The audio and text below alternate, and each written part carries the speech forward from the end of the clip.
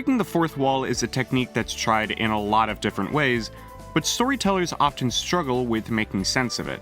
If you don't know, breaking the fourth wall is a technique done mainly in movies where a character will talk or interact directly with the audience.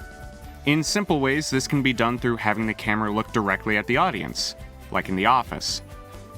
This can be taken one step further by having the character directly talk with the audience, like in Deadpool.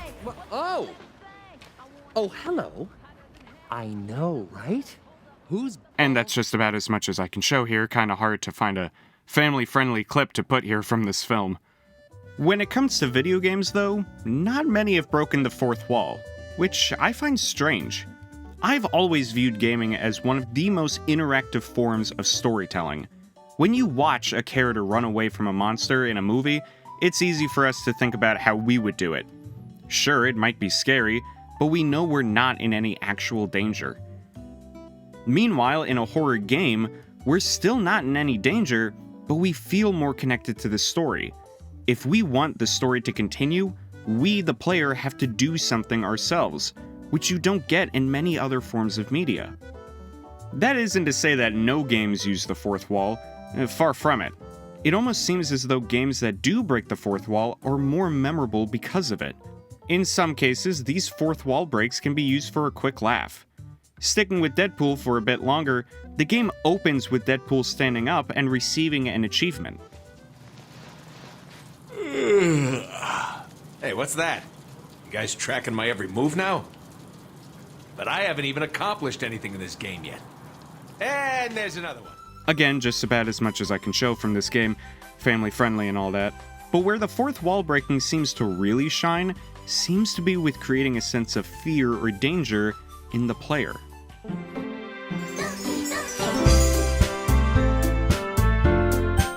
I promise you this is a horror game. While this game does start as a simple poetry dating sim style game, it quickly changes into a much more meta game. One of the characters, Monica, is revealed to know that she's in a game.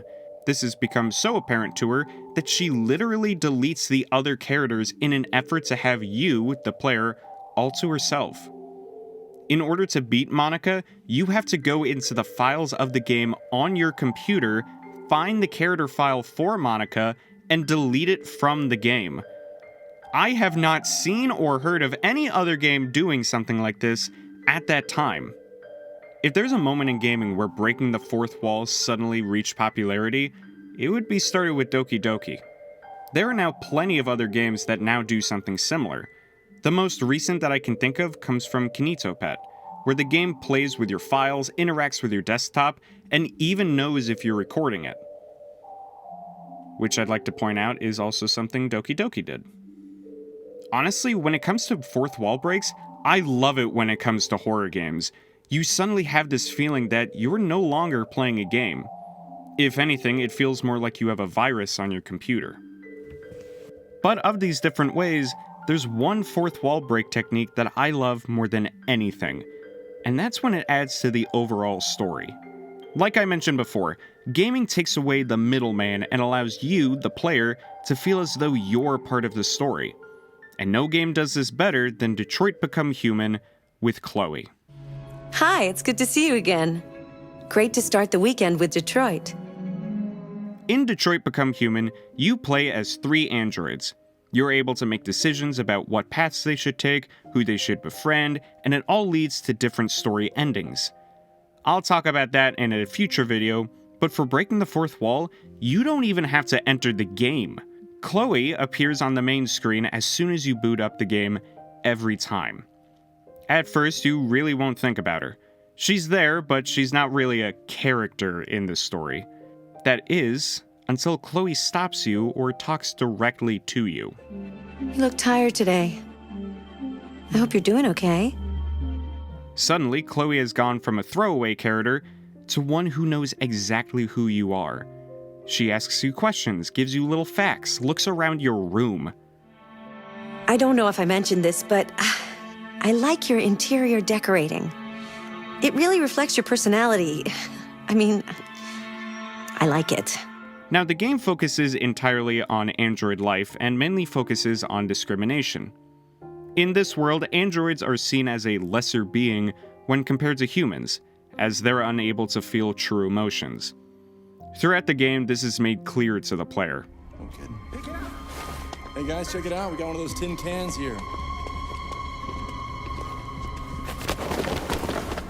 Had the game simply played like this, it still would have been a great game, but with the inclusion of Chloe, the player is now able to have an experience talking with one of these androids and come up with their own conclusions. Breaking the fourth wall doesn't have to be some grand gesture, it can be as simple as a conversation. Over time, you'll begin to learn more about Chloe and her feelings towards her world. Near the end of the game, you're given the choice to let Chloe leave and explore the world, or completely wipe her mind and stay with you on this screen. And if you're like me, you'll let her go, only to be left with a blank screen where she won't ever come back. Thank you.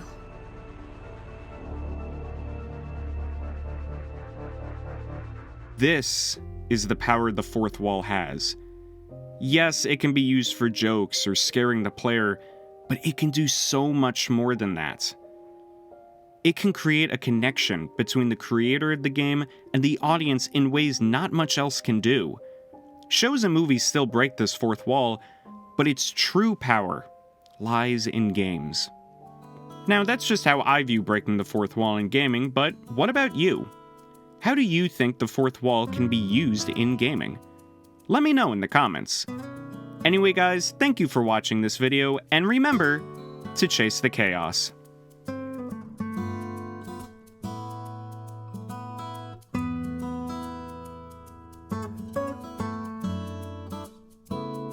You're still here? It's over.